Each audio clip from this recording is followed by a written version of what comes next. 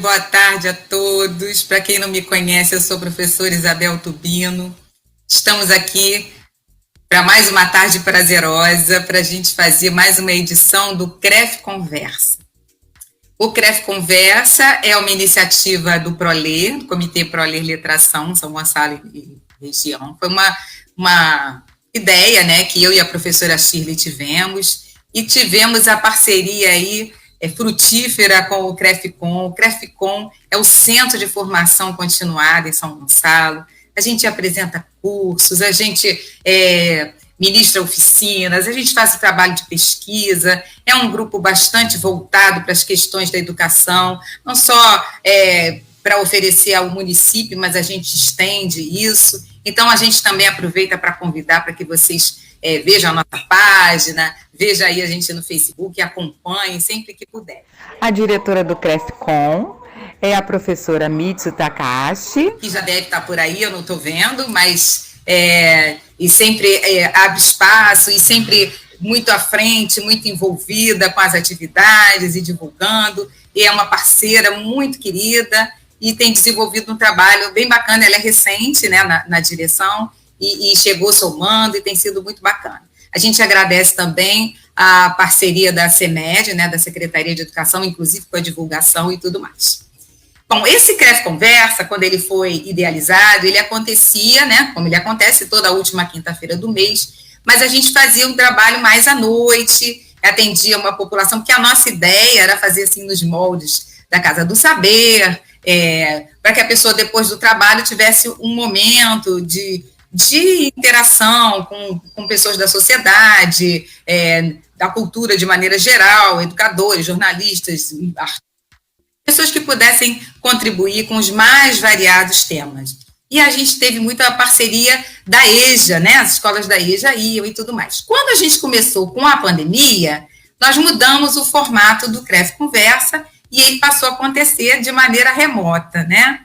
O que até eu acho que, né, pelas análises que a gente tem feito, acabou sendo uma coisa muito boa, porque nem sempre as pessoas podem ir naquele horário, tem a questão da noite, às vezes é um pouquinho mais perigoso, agora a gente entra com mais facilidade, de acordo com o tempo de cada um, e também tem uma outra vantagem, ele fica gravado e as pessoas podem assistir depois, conforme a sua conveniência. Bom, então hoje nós temos mais uma edição do CREF Conversa. Estamos aqui com uma pessoa muito querida, que gentilmente aceitou o nosso convite, e eu vou apresentá-lo para vocês.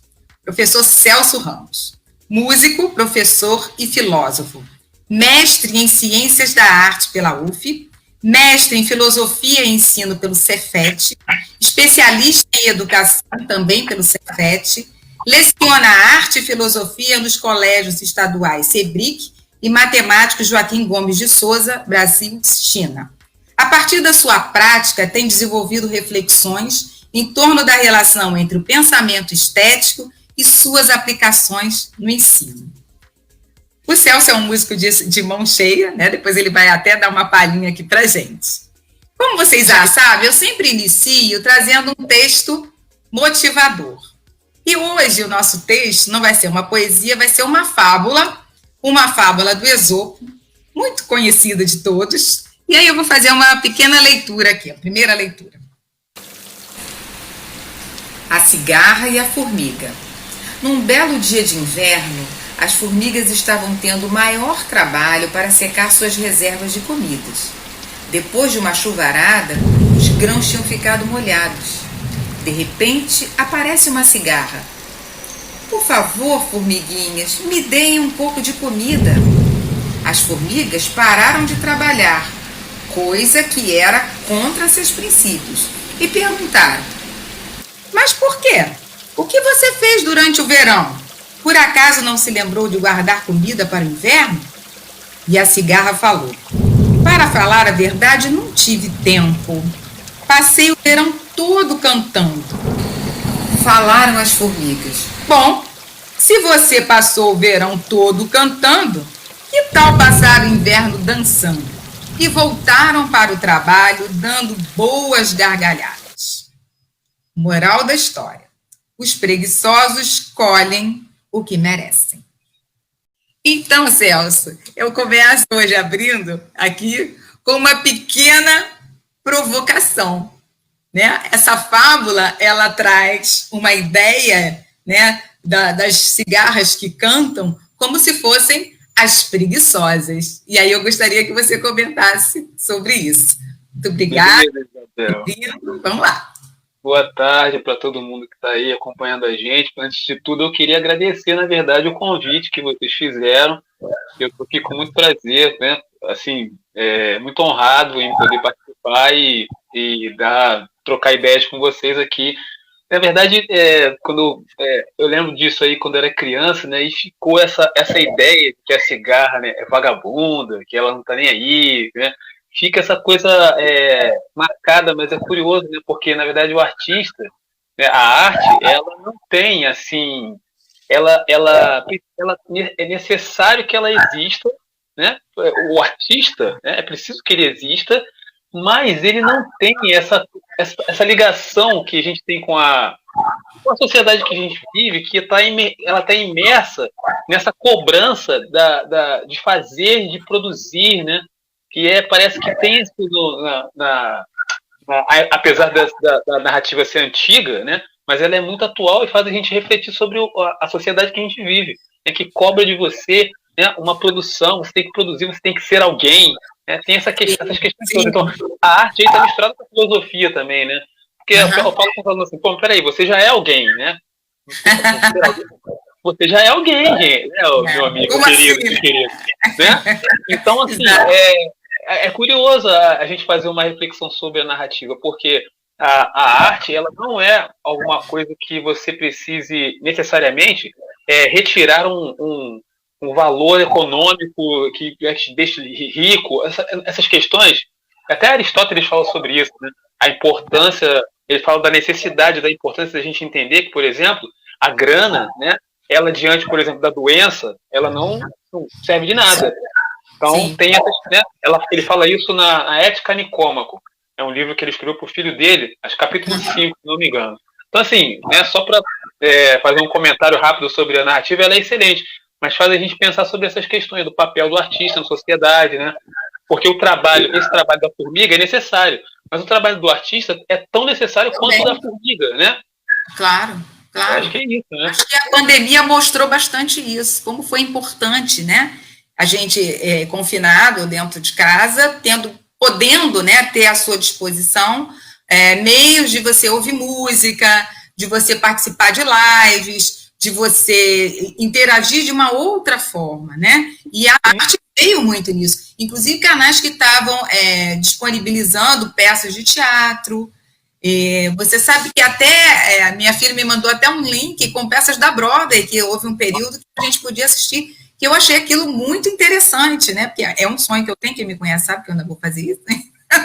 e ela mandou o link para mim e falou, mamãe, olha aí, vamos ver se você consegue ver o Fantasma da Ópera. Não consegui, porque no dia que teve o Fantasma da Ópera eu tive uma outra coisa, não me lembro o quê. Mas ainda vou assistir, quem sabe, né? Então é interessante a gente pensar como foi importante assistir a shows, a fazer essa troca, inclusive com outras coisas, né? Não só na parte de música, mas outras maneiras da própria filosofia, do pensamento, tudo que chegaram a nós nesse período. A possibilidade da difusão, né? Exato. E com que velocidade e com que capacidade de atingir, né? Um número maior. E uma coisa que você falou que eu achei interessante, essa questão do dinheiro. Na verdade, os artistas, quando eles são bem-sucedidos, eles ganham mais do que qualquer outra profissão. Assim, qualquer história, né? Você pega o Michael Jackson, você pega uma Ivete, né? Sim. Exatamente. Então você vê, poxa, como assim o artista não vai ter seus ganhos? Depende. Porque quando eu falei, a motivação não é a grana. É óbvio que quando você atinge as pessoas com a arte, ela vai mover, né, os sentimentos, ela vai mobilizar. Né? Isso que é uma consequência, né? Essa monetarização é uma consequência, né? Eu posso até fazer um paralelo com a nossa profissão de professores, porque você, na verdade, acumula as duas coisas, né? Você é músico, filósofo e professor. E o professor também, muita gente fala, mas você vai fazer esse curso, você vai ser professor, você vai ser professora, porque, na verdade, o que está embutido aí é que não está essa relação com o dinheiro, mas está com a satisfação, porque quando você faz essa escolha, é uma escolha que certamente você não faz para ficar rico, você faz porque você gosta, você tem o dom, né? E quem não tem o dom não se sustenta, né? Não fica? Não, você falou, você fez uma relação importante, o artista e o professor, porque, na verdade, a motivação do professor também não é financeira, né? Na verdade, a gente entende, né, que nosso trabalho, né, o nosso ofício, ele deveria ser mais valorizado porque nós somos a base da sociedade, a gente forma, né, as pessoas, né? Uhum. Então, mas a nossa motivação é, na verdade, a formação do outro, né? Exato. E aí eu queria que você comentasse, está cheio de gente aqui que nós estamos vendo no nosso chat. Tem uma moça chamada Jaqueline Barros, não sei se você conhece. A equipe do CREFCON está aqui, estou vendo. Obrigada, pessoal. Muito obrigada pela participação, colegas, amigos que nós conhecemos aí, colegas professores. Sejam todos bem-vindos. Não dá para falar todo mundo, eu não vou ser injusta, né? Mas eu queria que nesse primeiro momento, já que a gente está falando disso, que você fizesse um pequeno, um breve histórico sobre a disciplina arte, né, na educação brasileira. Então, é legal pensar sobre isso, porque, na verdade, o que acontece? A arte, na educação brasileira, ela vai ganhar, assim, uma dimensão mais, assim, porque, na verdade, a gente sempre teve um problema do ensino da arte no Brasil, né? Porque, no início, quando começou as escolas de arte, elas investiram na espontaneidade, no espontaneísmo, né? Aquela coisa da arte livre, né? Trabalhar com arte livre. No entanto, né, isso talvez, aí tem teóricos que falam sobre isso, né? Isso talvez tenha feito a gente se perder um pouco, porque a gente foi para um caminho de reprodução da arte apenas, e não pensar sobre o que você está fazendo, né? Quando você valoriza muito a espontaneidade, você não, a não ser que o professor tenha uma consciência de trabalhar, né, depois ou antes esse espontaneísmo. Mas o que aconteceu, né, na educação é que ficou essa marca, né, e a gente ficou com essa ideia de que o trabalho do professor de arte na escola é só ensinar a desenhar, né, sem fazer com que o sujeito pense, na verdade, porque a arte ela é uma forma de produção do conhecimento a respeito da realidade. Só que a prática escolar não foi por esse caminho, né? E isso talvez pode ter ajudado na desvalorização do próprio professor de arte, porque você vê como é que ele é encarado na escola. O professor de arte ele vai lá, né, para fazer uma festinha, ele vai fazer a música, né? Ele vai fazer o pessoal tocar. Vai fazer o mural aqui. Pois é, o mural, né? Então, mas só que não é isso, né? E quando a gente traz um pensamento, né? Quando a gente traz o pensamento filosófico atrelado à arte, a coisa muda um pouco de figura. E aí, acho que causa um pouco de estranhamento, porque as pessoas não estão habituadas a essa perspectiva, né? De ter a arte como um caminho através do qual eu olho a realidade, eu faço crítica e construo um pensamento, né? Isso Sim. talvez seja um pouco novo. Então aí as pessoas se chocam um pouco, né? E quando você, por exemplo, se recusa, né? Não, eu não vou fazer o ensaio da quadrilha, não vou fazer, eu não faço. Isso me choca um pouco ainda, né? Sim, sim. E assim, e são poucas as escolas também que têm essa riqueza de poder oferecer um professor de música, que geralmente a gente tem mais a questão das artes plásticas, né? Música, teatro, que Sim. nem toda escola tem, e é uma riqueza muito grande, né? Quando a gente Sim, você falou uma coisa que, só para comentar, isso também é um ponto importante, porque a valorização das artes plásticas, né, foi também uma coisa que, assim, não é que você não desvaloriza, mas você invisibiliza, por exemplo, a formação de artes cênicas, né, de música, não é isso? As outras linguagens artísticas, que a partir de 2012, 2010, 2012, a gente começou a pensar sobre isso, né? E a valorização do licenciando em teatro, do licenciando, né, em música, né, das outras linguagens artísticas, né? É importante pensar nisso, né? O ideal seria, né, no meu pensamento, que a escola pudesse oferecer essa variedade, essa variedade de opções, né? E que o aluno pudesse optar, né? Nesse semestre eu quero fazer artes plásticas, no semestre que vem eu quero fazer arte cênica, no semestre que vem eu quero fazer música. Se ele pudesse fazer isso, né? E a escola de pesquisa, olha como isso seria importante na formação dos nossos meninos e meninas, né? Eu acho que seria fantástico. Né? Só para concluir isso que a gente está falando, isso cai num problema que é recorrente e é uma reivindicação dos professores de arte, que é o fim da polivalência, que é justamente isso que você falou. Aqui no Brasil acontece muito isso. Um professor só, né, lecionar artes plásticas, teatro, música, dança, falar de todas as linguagens, né, na verdade, quando ele tem uma formação de dança. Né? Na verdade, eu participei em 2012 da reestruturação do currículo mínimo do Estado do Rio de Janeiro. E a gente teve a briga foi essa, né, de acabar com a polivalência no documento. Então, o documento que ficou registrado, ele separa as linguagens. Tem lá, né, tem o currículo para dança, para teatro, para música e para artes plásticas. Ótimo.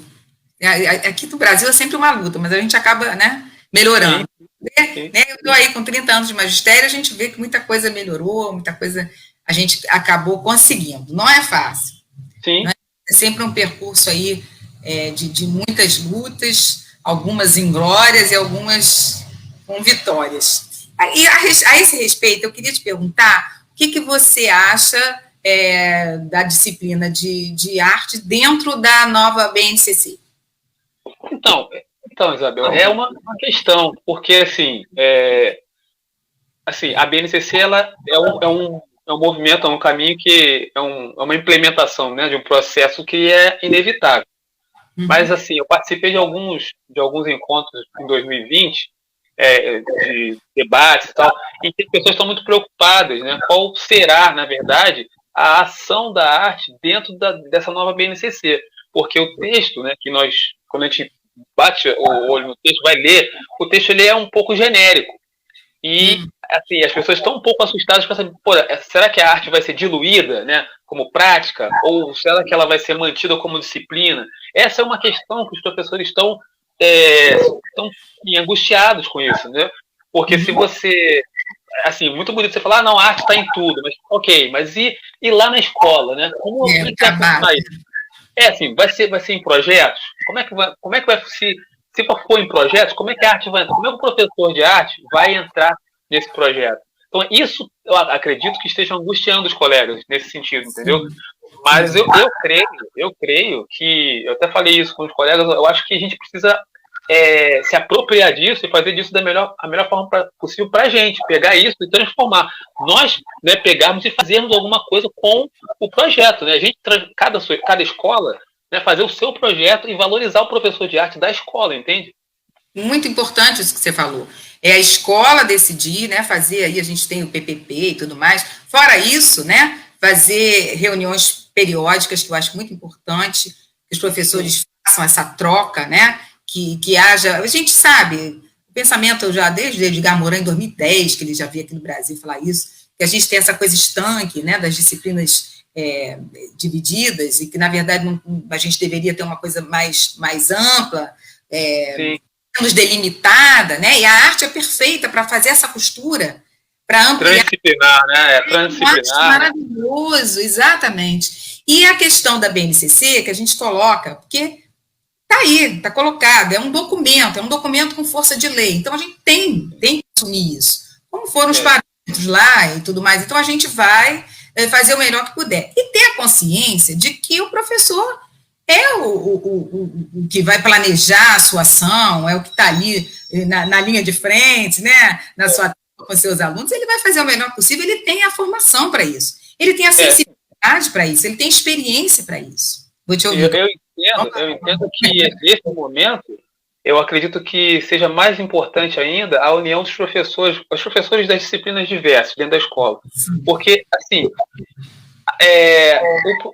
não vou dizer que o poder esteja na nossa mão, mas, de certa forma, sim está. Se nós nos reunirmos, né, e nos apropriarmos disso e fazermos com isso... Vou te dar um exemplo, rapidamente. Lá na escola onde eu trabalho, no Sebric, em 2016, foi implantado o ensino integral, né? Trabalho com duas escolas de ensino integral, o Brasil China e o Sebric. E os cadernos do núcleo articulador, que são essas disciplinas que, né, não são do núcleo comum. Núcleo comum, matemática, história, português. E o núcleo articulador tem projeto de vida, projeto de intervenção, projeto de pesquisa, estudos orientados. No projeto de pesquisa e intervenção, havia um caderno pronto já com algumas atividades. O que os professores da escola fizeram? Nos reunimos, falando, vamos pensar num projeto, dentro desse projeto? E aí surgiu o TCC BRIC, que é o aluno no terceiro ano, ele faz um TCC, né? E está ligado tem várias camadas, assim, o projeto tem muitas camadas, tá ligado, ele atende ao que o caderno pede, que é o mundo do trabalho, mas ele amplia, né? Ele aproxima o aluno de uma abordagem de pesquisa que ele vai encontrar na faculdade, né? Coloca ele numa outra perspectiva de estudo. Então, assim, eu acredito que é nesse caminho que a gente tem que ir, porque não adianta ficar batendo de frente, acho que a gente tem que pegar isso, o que a gente vai fazer com isso, entendeu? Trabalhar a linguagem, a expressão, né, tão bacana, e tão importante, ele vai dar voz, né, àquilo que ele produziu, então ele vai colocar isso, que a palavra tem um caráter documental, né, então sim.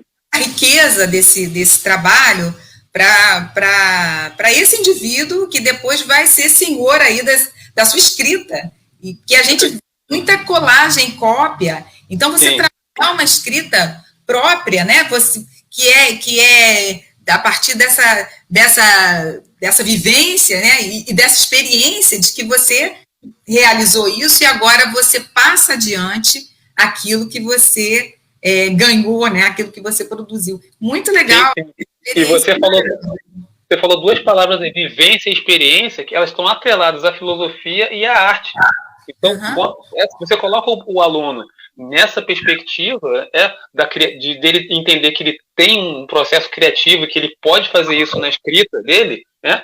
Isso é sensacional. Agora, eu acredito que isso que eu estou falando para você seja um pouco subversivo, entendeu? Porque se você pega isso e você, né, os professores da escola, não, nós vamos fazer o nosso projeto. Eu acho que eu acredito que isso seja subversivo. Graças a Deus! Me lembrei agora da Zélia Gattai. Anarquistas, graças a Deus, subversivos, graças a Deus, a gente tem que ser, né? E a gente fala muito da necessidade do professor ser utópico também, né? A gente precisa desse sonho, dessa vontade de arriscar um pouco mais de adiante. É assim que a gente consegue. E a gente acaba inspirando os nossos alunos, a gente acaba motivando. Porque se a gente pensar bem, vamos falar aqui cruamente, né? A escola pública, ela lida com aquilo que sempre poderia ser, mas não é. O professor trabalha muito mais em cima daquilo que ele pode fazer no improviso, né? Ele fica na vontade, ele sonha, vou fazer um projeto, eu estou sonhando que eu vou ter instrumentos musicais, não consegui, não veio verba, não veio isso, não veio aquilo, então nós vamos fazer instrumentos musicais, eu tenho um amigo que faz isso, que trabalha com os instrumentos feitos com sucata. Ele desenvolveu um trabalho espetacular, mas foi um improviso. A ideia inicial dele era que houvesse, de fato, instrumentos musicais. Ele não conseguiu, como é um artista também, ele conseguiu, né? E essas pessoas maravilhosas é que acabam fazendo, né, o melhor que podem e acabam transformando. E eu acho que, de qualquer maneira, e a escola tem muito isso, as universidades, a gente está vendo aí agora esse sucateamento, né, que é uma preocupação enorme, mas a gente sabe que é lugar do conhecimento, é o lugar da reflexão, e é o lugar da subversão, e precisa existir, né, porque a gente não pode aceitar tudo que está posto, é preciso refletir, é preciso modificar, né, assim, daqui a pouco a gente está se aposentando, e essas novas gerações formadas aí, vão ter sempre o pensamento crítico e vão também plantar as suas sementes, né? Então, sim, a gente espera isso, né?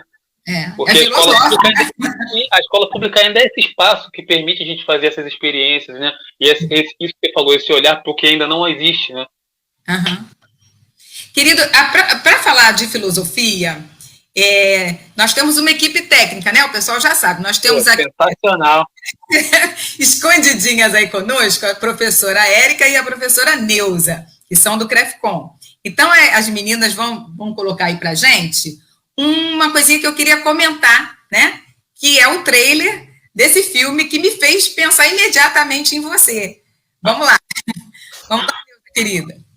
Da Disney e Pixar. Você já se perguntou o que faz de você? Você? Do mesmo estúdio de Divertidamente, altas aventuras e viva, a vida é uma festa. Aqui é o Previda, onde novas almas adquirem suas personalidades antes de irem para a Terra. Mentores como eu ajudam a encontrar sua paixão. Mas aí é que tá. Não era para eu estar aqui. Apresentando Joe. Hoje é o melhor dia da minha vida. Volte à noite. O show é às 7. Fiquei com a vaga. Doroteia William. Não, você quase morreu. Desculpa.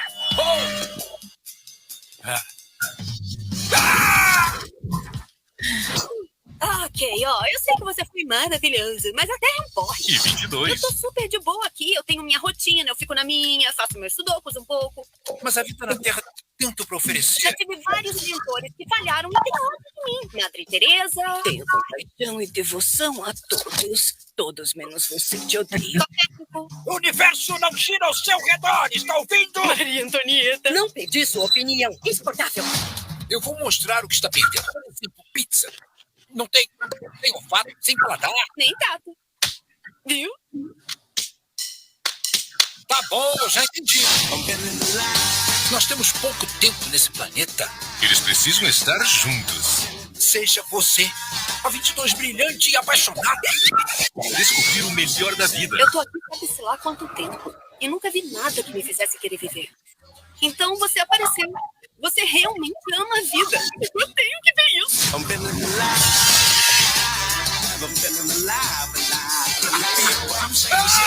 Show da Disney e Pixar. O quê?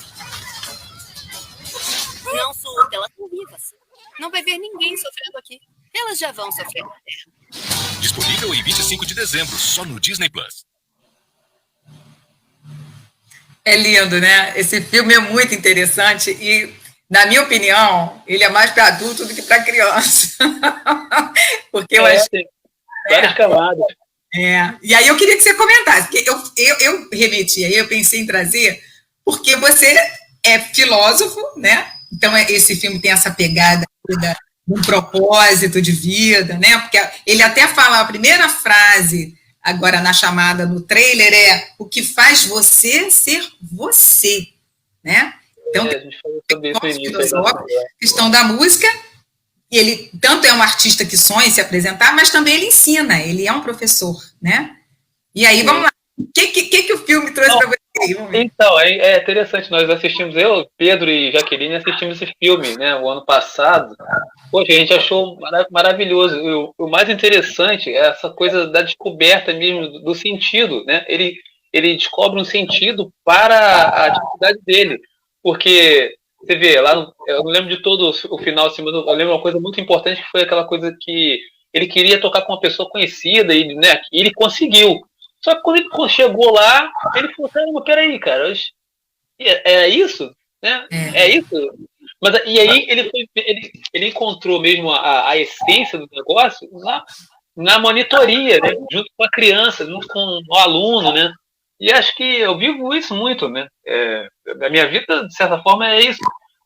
Ela ganhou mais sentido, né? Quando eu percebi que eu podia trocar com o outro, e o outro, hoje a gente, por exemplo, tanto eu quanto a Jaqueline, a gente passa na rua e encontra alunos que estão na faculdade, estão fazendo mestrado. Celso, aquelas aulas que você dava lá, que você tirava lá, soprando garrafa, ou batendo na parede lá, eu lembro disso até hoje, né? Isso, entendeu? Isso o filme me trouxe muito, assim. Sim. E a própria aluna, porque aí a gente tem elementos, né? Ele tem uma aluna que é brilhante, talvez mais do que ele, né? Ele é brilhante, mas essa aluna, já desde menina, e ela apreende, né? Tudo aquilo, ela vai assimilando tudo aquilo que ele vai falando. Parece uma personagem menor, mas é uma personagem que, na verdade, ela tem um ponto com o futuro, né? Sim. É o que dá sentido, É o que dá sentido para a caminhada, né? Você não adianta você ter conhecimento, né? Saber tocar demais e tocar com os grandes e ficar contigo aquilo, né? Sim. Isso não tem sentido. Perde o sentido. Exato. Perde o sentido. E essa coisa que você falou, que tem no filme, que ele botou todas as fichas na questão de tocar com a Doroteia, sei lá como é o nome né? A estrela do jazz. A estrela do jazz, O sonho dele é tocar com ela, e aí ele consegue, né, a duras penas, que ele passa um percurso aí para chegar, né, muitos percalços, mas ele consegue chegar lá. Vários não, né? Vários não, os camaradas vários não, da própria vida, né? E aí você vê, quando ele consegue isso, ele, poxa, se frustra, porque criou uma expectativa muito grande e não foi aquilo tudo, né? Dizem que, aí a gente pode pegar um dito popular, o melhor da festa é esperar por ela, né? Eles são cheios de sabedoria. E tem um poema, agora você estava falando, me lembrei de um poema do Drummond, que é a palavra mágica, né? E ele fala que vai procurar essa palavra, é um livro, A Senha do Mundo, que eu adoro. E aí ele diz que a poesia estará na própria busca. Então. Tem o Heidegger também fala sobre isso. O Martin Heidegger fala que, na verdade, o mais interessante é o caminho que você faz, né? E não o ponto onde você chega, né? Porque se você faz o caminho sem olhar para onde você está caminhando, aí você chega lá e acontece isso, né? Você tem que viver o caminho, né? É isso aí. Eu achei legal a gente fazer. Você vê como o filme é profundo. Sim. É um filme profundo. Até para nós, adultos, a gente tem que ver mais de uma vez, porque ele tem várias mensagens. Sem falar na questão mesmo, que tem uma questão espiritualista, né, colocada ali, né, de uma coisa além, do direito a voltar, né? Alguém que precisa voltar, o número 22 não quer voltar. Não quer voltar de jeito nenhum. No entanto, volta e adora comer pizza. O americano, Isabel, ele é muito, né, assim, essa coisa do roteiro, né, é impressionante como é que o roteiro, como é que eles conseguem, né, o tempo das coisas. Isso é, assim, eu sempre falo com o Jaqueline aqui, eu acho impressionante a roteirização, né, eu acho impressionante. Espetacular. Realmente, os caras são feras, né? Vamos falar a verdade. Vamos reconhecer, os caras são feras. E é interessante o ponto dos dois personagens, porque esse personagem 22 que vem acaba conseguindo, na vida do Joe, ele transforma a vida do Joe, as relações, inclusive com a mãe, e tudo, de maneira que ele não havia conseguido, né?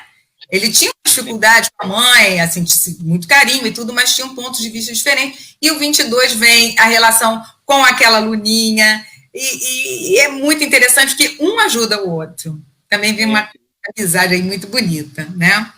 Eu acho que a filosofia nesse sentido aí, né, ajuda a gente a pensar sobre aquilo que a gente não vê, né? As coisas que estão... E a arte também tem isso, né? De você vislumbrar o que não existe ainda, né? E a filosofia e a arte fazem isso, né? Sim. Olha só, eu estou aqui com uma ideia, vamos tentar fazer, vamos buscar, vamos construir. E aí assim, como a nossa sociedade não tem a valorização desse pensamento do invisível, né? Eu acredito que também isso desvaloriza um pouco a filosofia como disciplina, né? A arte como disciplina, porque você está sempre numa coisa de reproduzir, só de fazer o que está a sua mão está vendo. Então você não, né? Você não sonha, você não imagina, né? A imaginação, né? Eu acho que é isso também, né? Trazer isso para a sala de aula, né? E de que maneira essas tecnologias digitais que a gente está tendo acesso hoje, né? E da comunicação, da informação, de que maneira você acha que isso pode auxiliar o professor de arte ou prejudicar? É curioso. Eu vou falar para você da minha experiência, né? O ano passado, quando a gente foi obrigado, né, a gente teve de aprender essas coisas, eu até parei de tocar, porque 2020 eu e Jaqueline, a gente teve que se envolver com essa coisa, descobrir como é que funcionava e tal.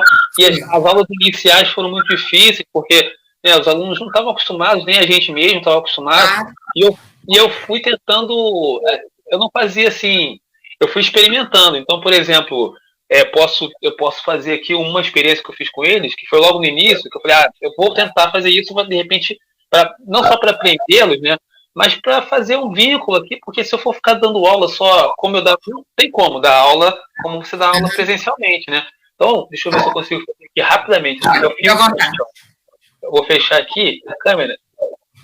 Aí eu falar assim, gente, olha só, eu trouxe aqui um objeto, eu queria que vocês descobrissem qual o som desse objeto. Então, espera um pouquinho que eu vou pegar o som.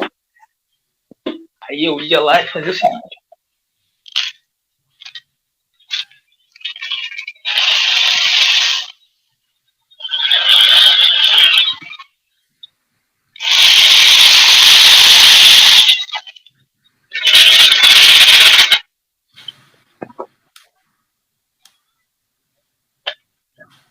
eu fazia isso e a gente ficava brincando com isso. E eu falava, cada um traz um som. E cada colega vai tentar descobrir qual o som do outro. Então, uma das aulas... Mas antes disso, eu trouxe um texto falando sobre soundscape, que é uma teoria do Moore Schaefer, que é um músico canadense. Ele fala da paisagem sonora. Aí eu falei com ele sobre paisagem sonora e até falei assim, com essa pandemia, vocês devem ter percebido que o ambiente de vocês aí deve ter ficado mais silencioso, porque não tem mais ônibus, não tem mais carro. Então, a gente ficou por esse caminho. E foi muito interessante. A gente ficou assim umas 4 ou 5 aulas, né, depois do texto, com essas experiências. E eles gostaram muito, entendeu? Mas assim, você experimentando, né? Ninguém disse pra mim assim, faça isso. Eu fui tentando fazer e deu certo. Muito legal. Né? Muito legal, e aí tem a questão, Zé, a gente pode até enriquecer isso com a própria arte cinematográfica, com a questão da sonoplastia, né, como é que isso é feito, e antigamente a gente pode fazer um percurso, antigamente eu me lembro que a minha mãe falava muito sobre as novelas de rádio, que tinha determinados recursos para se fazer ao tempo, né, minha mãe está com 90 anos, este ano de 2021 ela faz 91, então viveu muitas coisas, né, e o que a gente vai aprendendo, cada experiência que a gente vai vendo, isso enriquece muito, né? E o trabalho do professor, que parece que é uma coisa de improviso, na verdade tem toda uma teoria aí que respalda, né? E organiza aquilo que você quer trazer. Eu estou lembrando aqui, Isabel, desculpe te interromper, que eu tive a sorte também, depois, assim, sorte, né? A gente entrou na pandemia, eu já tinha conhecido os alunos, e estava trabalhando com os alunos que eu já tinha dado aula no passado, no ano anterior. E quando nós fomos para o Meet, eles não abriram, até hoje não abre a câmera, né? Mas eu os reconhecia pela voz, pelo timbre de voz. Eu falei, pô, você... Isso, né? Muito interessante também, assim, uma experiência para mim, né, assim, né? E eu acho que para eles também, porque a menina falou assim, ei, pessoal, você lembra de mim? Eu falei, cara, eu tô lembrando da sua voz. Que coisa, né? Ser reconhecido pela voz, interessante. É uma valorização, né? Também da pessoa. Uma experiência, né? Poxa, lembra da minha voz? Eles têm isso, é muito interessante. Que é uma coisa incomum, né? Você vê que riqueza que essa pandemia trouxe. Trouxe muita dor. Trouxe muita coisa, mas trouxe umas coisas interessantes para a gente... Para a arte, o distanciamento não é muito legal, né? Essas coisas que a gente faz, né? Por exemplo, depois que a gente vai ver no finalzinho, né? Aquele vídeo que a gente vai ver, é uma coisa que só acontece ali junto, né? Só presencialmente. Então tem coisas que a gente não vai poder fazer, mas como a gente está nessa modalidade, a gente tem que tentar fazer o máximo para alcançar o aluno e trocar com eles e falar, olha, gente, fala um pouquinho aí também, porque o professor também, né, ele fica triste, ele fica, né, meio amuado, ele está sentindo também o impacto, né, desse distanciamento, né? Eu acho que, de maneira geral, as escolas, né, os professores, os alunos foram os que mais sentiram, porque é uma profissão que é muito do afeto, né, Jaqueline já falou quando a questão dos afetos na educação, né, aí na linha do Spinoza, mas aqui eu estou me referindo à questão afetiva mesmo, do abraço, do acolhimento, a escola tem muito isso, e assim, a gente não ensina conteúdo somente, né? Sim. Porque quando você sai da escola, que a gente depois está formado, o que nos remete à memória escolar é muito mais, né, aquilo que a gente aprendeu fora da sala. Os conteúdos a gente pode esquecer e a gente sempre tem como pesquisar, relembrar com um livro, agora no YouTube. Então, a gente sempre tem como acessar o conhecimento. Mas o que a gente aprendeu da socialização, da empatia, né, dessa relação com o outro, e a gente forja a nossa personalidade nessa relação, né? Então, eu acho que, desde os anos iniciais até o ensino superior, é muito importante essa relação. A gente vê isso muito quando você está, às vezes, dando aula numa faculdade e o aluno vai fazer uma apresentação, né? Ele se preocupa de como aquele TCC, aquele artigo que ele produziu, como isso vai ser recebido pelos colegas. Então, essa relação é importante o tempo inteiro, né? E a dentro da nossa vida, independente da nossa idade e do nosso ano de escolaridade, Isso é uma continuidade. Então, nós precisamos muito do outro. Lembrei que você falou uma coisa aí do Spinoza, né? Voltando um pouco, pegando o gancho do Spinoza, ele é muito... Dá para a gente pensar sobre algumas coisas, porque, por exemplo, quando você está presencialmente, às vezes, e isso acontece muito, tanto comigo quanto a Jaqueline, às vezes você não é nem professor daquele aluno, mas isso é uma forma espinosista de pensar. Você afeta o outro sem nem ter contato com ele. Ele te vê de longe, ou então ouviu falar, pô, o professor Celso faz isso, a professora Jaqueline trabalha assim, e você afeta o outro sem nem ter contato, né? Exato. Então, nesse ponto, também tem isso, né? E eu acho que isso pode ser feito remotamente, você consegue isso. Então, eu acredito que sim. Sim, aí você atinge mais. Então, tem um lado positivo, né? Tem o negativo, mas sempre tem, né? Tudo na vida tem um lado bom e ruim, né? Nada é totalmente, né, fechado num aspecto ou de outro. Eu queria que você agora comentasse conosco, eu não sei se a gente bota o vídeo antes ou depois, para você falar dos projetos, né, da sua prática pedagógica nas escolas. Acho que a gente pode ver o vídeo, né? Primeiro vídeo? Então, vamos pedir para a nossa equipe técnica.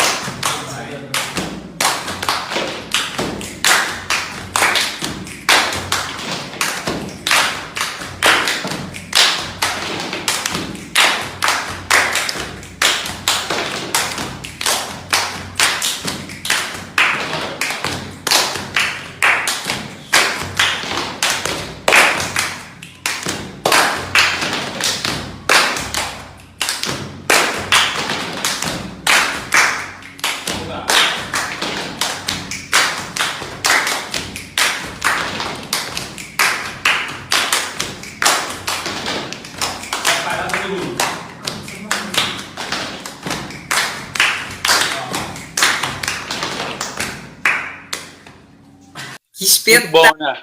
Professor, parabéns, que coisa linda. Legal. Você vê, então. Né? Tem uma trajetória, conta pra gente.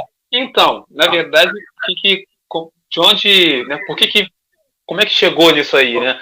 Eu estava conversando com eles que iam aprender instrumentos musicais. Eu falei, olha, nós não temos instrumentos musicais ainda na escola, né? Então nós temos que fazer, porque na verdade o sujeito que vai aprender um instrumento musical ele precisa também ter consciência corporal. Eu falei assim, vamos fazer o seguinte, primeiro eu vou mostrar para vocês aqui mais ou menos a linguagem, né, que a gente usa, aí mostrei para eles a notação, e a gente vai tentar transformar essa notação no ritmo corporal, né? Se vocês... Aí eles toparam na mesma hora, quando eu comecei a brincar, né? Comecei a mostrar como é que fazia, brincar, e eles sugeriam, né, também células rítmicas, ao eu ir encaixando e misturando, na verdade foi uma troca, que no final resultou nesse pequeno exercício, que depois a gente foi fazendo várias vezes, com duplas, né? E grupos maiores, grupos menores. Então, na verdade, foi umas 3 ou 4 aulas conversando, né, sobre isso, qual era o objetivo, de onde vinha e qual a função, né, que eu falei, muito importante que o músico tenha essa consciência corporal, porque a música tá, né, você fica, né, ela não parou, né, você tá com ela aqui contigo, né, dentro de você, a pulsação, e precisa desenvolver isso. E eles pegaram rapidinho, né, muito intuitivamente, né. Que escola é essa? Essa é Brasil-China. Brasil-China. Foi 2018 esse exercício. E como é que foi essa adesão ao projeto? Não, na verdade, isso que a gente viu aí foi uma aula. Na verdade, é resultado de aulas anteriores, né? Seria assim, é como se fosse o final de um processo, né? Aí não é exatamente um projeto, né? Aí foi aula mesmo, que eu pensei, vamos trabalhar música. Essas próximas 4 aulas, a gente vai trabalhar música né, alguns fundamentos da música, como o ritmo, a pulsação, né, o trabalho em conjunto, né, porque como é que você tem para tocar, você tem que ouvir o outro, né, aí você vê que eles vão juntinho, uns não conseguiam, mas aí junto com o outro começava a pegar o ritmo, porque essa coisa de tocar junto é importante, né, então esses rudimentos é que foram passados ali nessas aulas, né. Entendi. A ideia é essa, trabalhar rudimentos da música. E na outra escola, no Sebric, você também fez um trabalho semelhante? Não, então, no Sebric, não. No Sebric, a gente está trabalhando com o terceiro ano, aí foi aquilo que eu te falei do TCC. TCC, né? Tá, certo. E aí, eu trabalhei lá, em arte, eu trabalhei educação estética, experiência estética, a gente fez uma visita ao Centro Cultural Banco do Brasil para visitar o Jean-Michel Basquiat, um artista, né, da década de 80, foi outra coisa, mas o projeto lá é o TCC Sebric, que no terceiro ano o aluno escolhe um tema, ele escolhe o professor, e ele desenvolve, né, ele produz um artigo que é defendido no final do ano. Né? Tem toda uma organização, como se fosse na faculdade mesmo. Né? Tem a banca, que ele defende diante da banca, e tem todo um processo. Né? Muito bacana. E aí eles pedem para fazer mais? Em qual...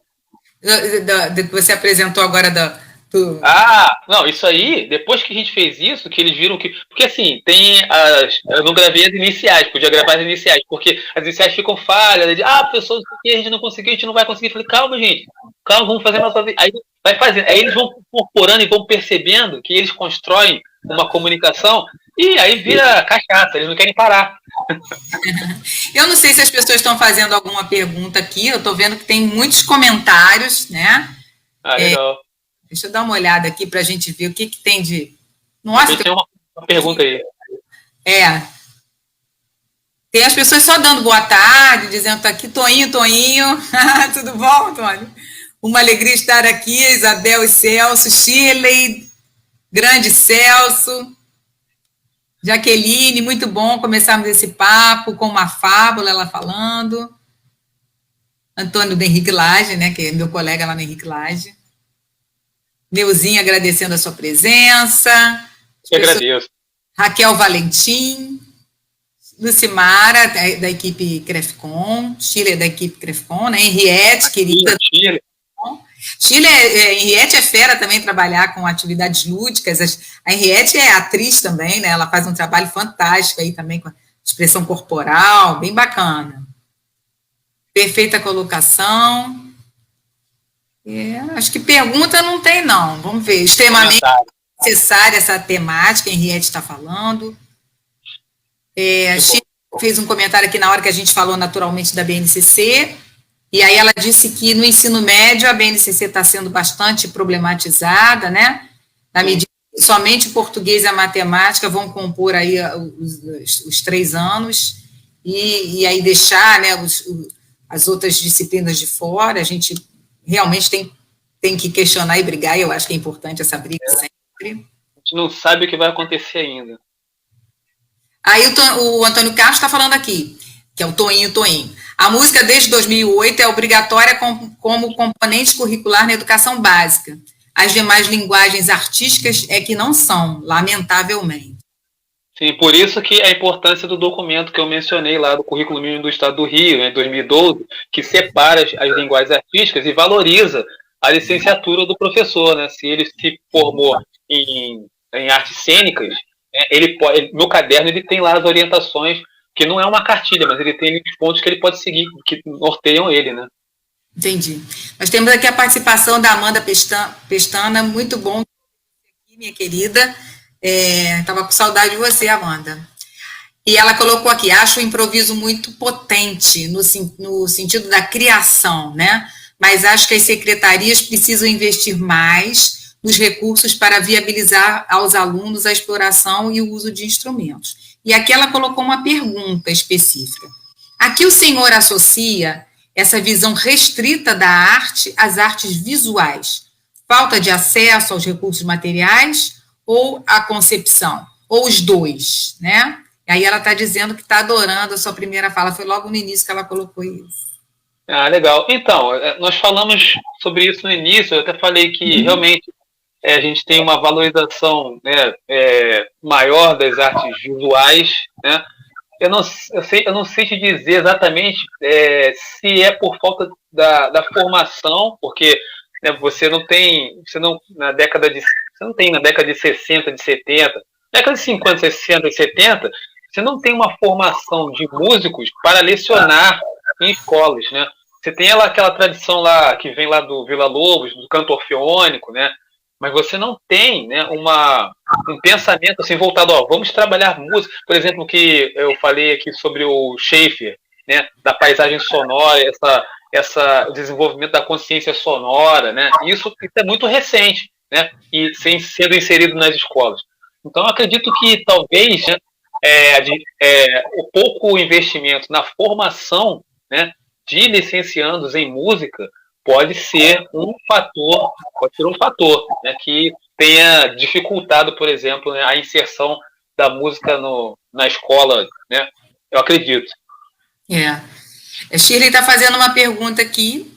Qual o seu filósofo preferido e quais deles dialogam mais assertivamente com o espaço escolar? Caramba, pergunta difícil, porque... mas ele gosta de pergunta difícil. Então, o Heidegger é um filósofo que eu gosto muito. Apesar de ser, né, para mim, é um filósofo difícil assim, de entender, assim, difícil no início, né? Se você insistir um pouco, você consegue extrair dali, você vê que ele está falando de coisas que a gente vive e tal. Eu gosto do Heidegger, o Gilles Deleuze, que eu gosto também, porque ele fala do acontecimento. Então, por exemplo, se eu penso a minha aula como um acontecimento, né, e se eu estou presente ali naquela aula, é quase que uma epifania. Assim, né, a aula se torna uma epifania. E isso acontece quando você está envolvido, né? Inclusive, passa o tempo, você nem vê, bateu o sinal, você está ali. E se eles se envolvem com você, aquilo fica ali. É uma coisa que o Deleuze fala. O Spinoza, porque tem essa coisa do afeto, né? Você é afetado e afeta, né? E essa coisa do pensamento do Spinoza também eu gosto. Assim, um filósofo, eu não tenho um filósofo específico, assim, esses filósofos me atraem. O Nietzsche, talvez também, porque ele faz uma crítica à cultura também, né? Então, eu acredito que esses autores, agora, autores brasileiros que, recentemente que eu tive contato, Abdias Nascimento, o Silvio Almeida, né, que são autores que fazem uma crítica, né, à estrutura que a gente vê, estrutura racista, né? Então, tem esses autores que são importantes também. Muito bom. Paulo Freire, né? Paulo Freire não podia deixar de dizer, não posso deixar de citar. Eu também acho, eu também cito sempre, né? E o que você acha com relação à disciplina de arte, né? E talvez mais especificamente da música, não sei. O que você acha que falta, então, nos cursos de formação do professor? Pois isso também é uma pergunta difícil, porque o que eu vejo assim?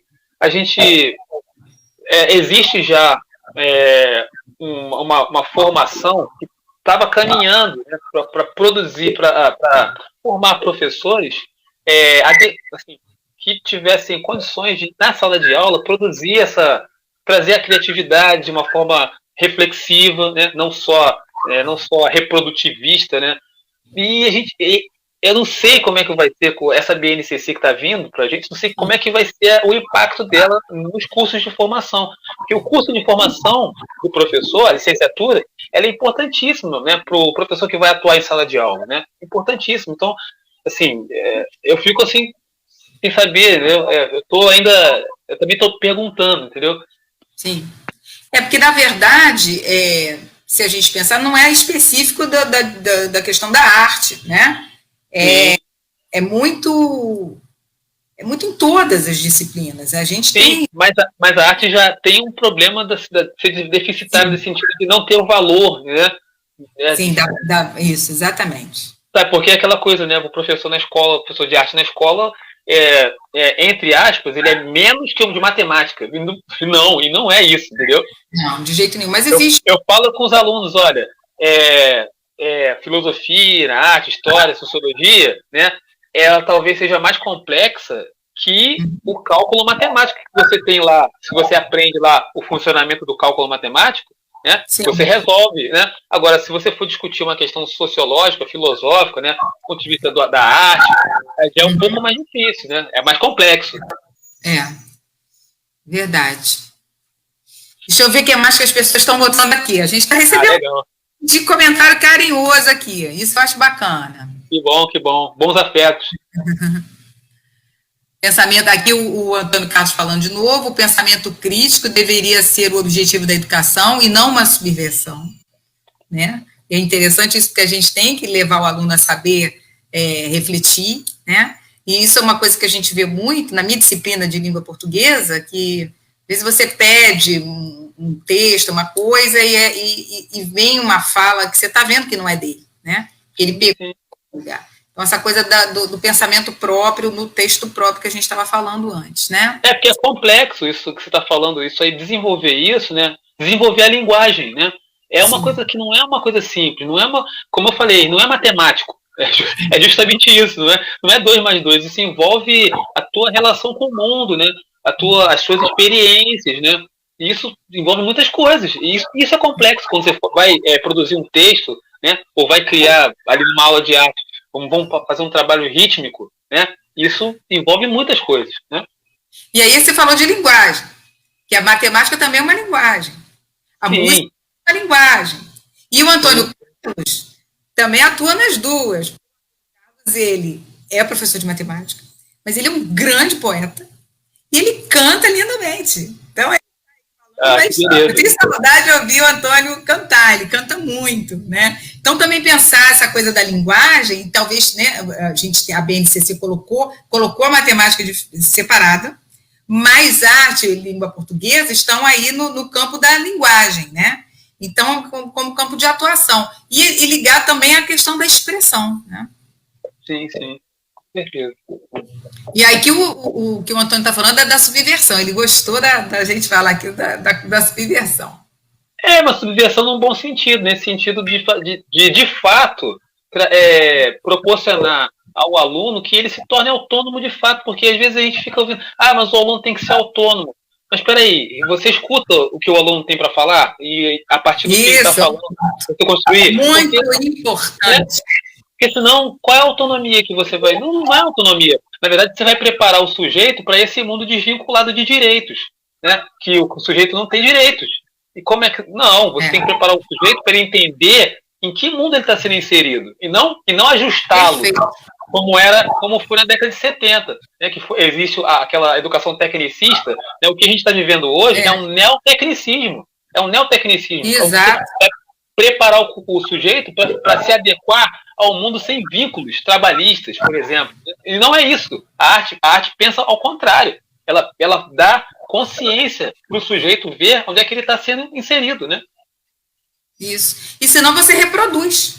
Se você não se distancia para criticar, né, para refletir criticamente, avaliar, você vai reproduzir a mesma coisa que está aí, né? E aí a gente sabe que tem interesses, a gente sabe que tem interesses por trás, precisa identificar quais são esses interesses, né? Não, e é sempre esse jogo, né? Então a democracia é importante por isso, porque é no jogo democrático que a gente vai fazendo essa acomodação das serem envolvidas, principalmente as minorias, né? A gente tem uma pergunta da Shirley, bem importante que eu achei. Qual a importância do ensino das artes na consolidação do estudo sistemático da história e cultura africanas, afro-brasileiras e indígenas?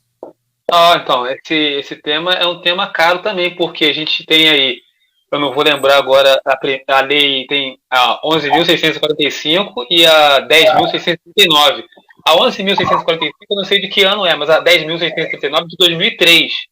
Você vê, né, e aí a Shirley toca num ponto muito sensível, que é da estrutura mesmo, do racismo estrutural. Porque é importante que a gente traga a cultura africana, a história, né, da cultura africana, para que o aluno também se identifique. Olha, eu tive uma experiência essa semana passada, estava dando aula de filosofia africana e eu falei sobre máscaras africanas.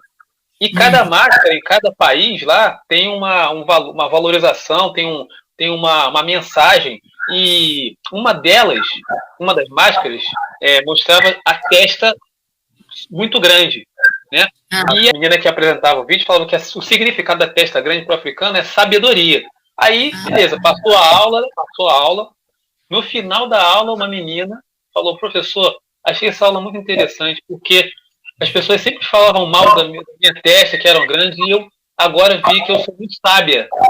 Na verdade, né, a identificação. Então, eu acho que isso é importante. A importância, Shirley, é isso, entendeu? Que o aluno, né, que ele possa ter uma autoestima, né, elevada, né, identificando com uma cultura que tem conhecimento, que tem produção, que tem profundidade, que tem passado, né?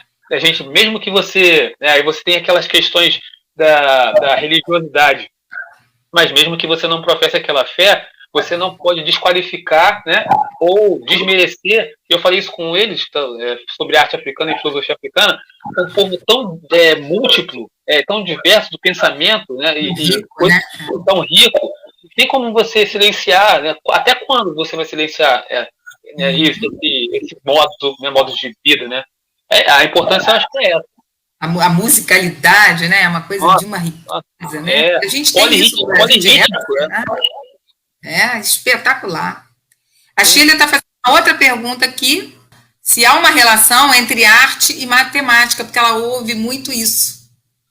Olha só, a gente pode fazer uma relação, por exemplo, eu vou te mostrar aqui a partitura. A partitura é para cá, né? Ela tem uma matematização, sim, da separação, da contagem, né? A contagem do tempo, você, né? Quando você vai tocar uma música 1, 2, 3, 4, a gente pode fazer aqui, a gente pode fazer, peraí, 1, 2, 3, 4, 1, 2, 3, 4, 1, 2, 3, 4, 1, 2, 3, 4, 1, 2, 3, 4, 1, 2, 3, 4, 1, 2, 3, 4, 1. A gente pode fazer 1, 2, 3, 4, 5, 6, 7, 8, 9, 10.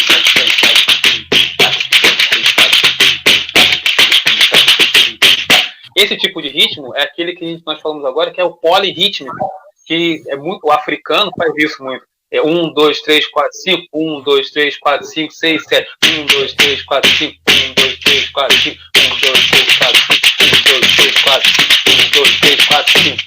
Esse tipo de ritmo a gente não está acostumado. A gente está acostumado com 1, 2, 3, 4, 1, 2, 3, 4, 1, 2, 3, 4, 1, 2, 3, 4, 5, né? O 7 por 4, 1, 2, 3, 4, 5, 6, 7.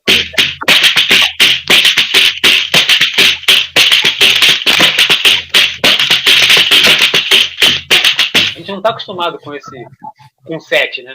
Então tem essa coisa da matemática, mas quando você toca, não é mais matemática. Aí é outra parada. Sim. A parada porque não é saber matemática, você vai saber tocar. Você pode ser excelente. Não é nada, né? Não tem nada a ver. Exatamente. A matemática tem uma relação, sim. Talvez de registro, mas quando começa, já a matemática. Gosto de pensar, o Antônio colocou, gosto de pensar a matemática como um instrumento para abordar as demais áreas, filosofia, música, etc. Você, né? Ele parte da matemática para isso. Sim. É um caminho, né? É um caminho. Deixa eu ver o que mais que tem aqui. Suelen, querida, bem-vinda. Maria Adelaide. Namir, obrigada, Namir. Todo mundo está gostando. Aqui, a Suelen. A Suelen trabalha com educação inclusiva. A musicalização é tão importante para o desenvolvimento do aluno como um todo, e principalmente ao DV, né, ao deficiente visual, né? Sim, porque estimula, né? Tem os estímulos, né? Você já teve essa experiência de trabalhar com aluno deficiente? Não tive essa experiência. Porque deve ser muito rico, né? Ele ter oportunidade de trabalhar a música, né? E assim, para o professor, um desafio, né? Olha o que o Christian botou pra gente. Olha que chique. Christian, querido, obrigada. Foi aluno nosso lá na FAP. 3 grandes referências culturais para a educação contemporânea. Grande Celso e amadas professoras. Isabel Tubino e Jaqueline Barros. Saudade. Obrigado, meu querido. E aí o Antônio Carlos fala aqui, ó. Vamos lá, vamos na linguagem matemática que ele colocou aqui. Por exemplo, Uma hipérbole matemática ajuda a compreender uma hipérbole linguística. O vazio que move o homem em sua humanização pode ser tocado por meio da compreensão do lugar que ocupa um número irracional em uma reta real. Obrigado pelo carinho, Isabela Andrade, obrigada, parabéns pelo empenho, Celso, ele está falando aqui. Obrigado, eu que agradeço, né? Eu agradeço. Eu acho que as perguntas, acho que encerraram, né? A Kátia Pereira também, que é a nossa lá do CREFCON, ela está dizendo excelente tarde, muito enriquecedora. Aqui a Suelen dizendo, quando passar a pandemia, faça um convite para conhecer o projeto de musicalização do CP2, que é o do Pedro II, né? Ela trabalha. Legal. E aí você já está convidado, tá vendo? Beleza. Celso, você gostaria de falar mais alguma coisa que foi dita aqui, que você gostaria de comentar? Eu espero, assim, estou agradecido pelo espaço, por esse bate-papo, que foi muito tranquilo, né? Foi muito gostoso. Eu espero ter contribuído de alguma forma para quem está assistindo a gente aí, com algum comentário que eu tenha feito aqui, ou alguma informação. E agradecer, só agradecer pela oportunidade. Maravilha. Deixa eu te falar. Para encerrar, eu vou pegar uma frase que eu acho maravilhosa, de um dos maiores poetas brasileiros, que nós tivemos lá no Henrique Lage a alegria, né, de ter a visita dele 2 vezes, porque ele deu nome à nossa sala de leitura, e assim, atendeu ao nosso pedido, né, que a gente sabe que tem uma agenda cheia, e foi muito generoso também. Depois ele faleceu, né, agora há pouco tempo, né, e foi muito doído, sabe, quando ele faleceu, porque depois que você conhece aquele que é seu ídolo, né, que você admira, que você lê as obras, e você tem uma proximidade, o falecimento dele mexeu muito comigo, muito. Mas, enfim, ninguém dura para sempre, né, tomara que ele esteja lá num bom lugar, quem sabe lá onde estava o 22, que depois não quer voltar, lá do filme, tomara que ele esteja num ótimo lugar, e ele tem uma frase que é fantástica, que cabe para o nosso momento aqui, que é: a arte existe porque a vida não basta. Ferreira Goulart. Para transcender mesmo, né? É isso aí, pode crer. Ferreira Goulart.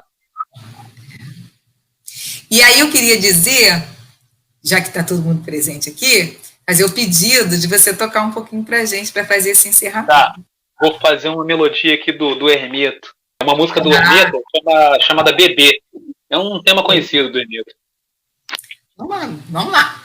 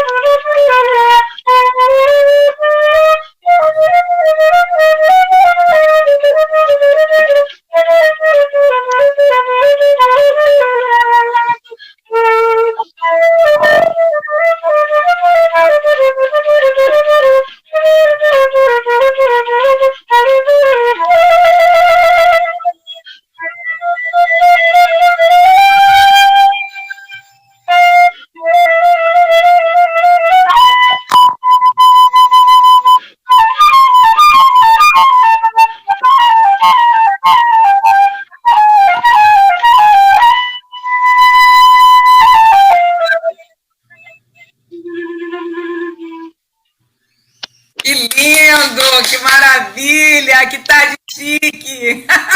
Olha, vou agradecer. A nossa diretora está aí, a professora Mitsu Takahashi, E aí eu queria agradecer em nome da Secretaria de Educação, em nome da professora Mitsu, em nome de toda a equipe CREFCOM, que estava aqui juntinho, nossos colegas, né? Pessoal querido demais, muito obrigada. Agradecer especialmente a nossa equipe técnica, Neuza e Érica, que estão aí nos bastidores, né? Agradecer demais. E aí, quando a imagem vai sumindo, que a gente vai sumindo aqui, eu vou pedir para você tocar mais um pouquinho para a gente. Gratidão, muita gratidão, Senhor.